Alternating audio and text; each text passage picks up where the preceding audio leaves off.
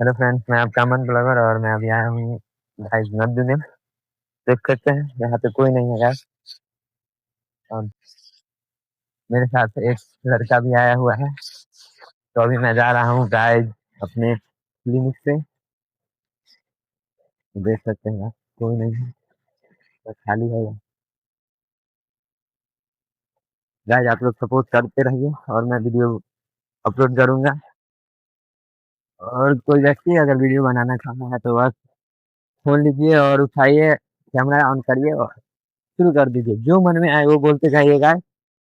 और ये सोचिएगा कि दूसरा क्या कह रहा है, तो कभी भी वीडियो नहीं बना पाइएगा गाइस।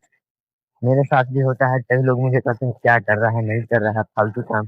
पर मैं उनकी बात पर ध्यान नहीं देता हूँ। तो मैं ब्लॉग बना रहा हूँ गाइस, तो देख सकते हैं।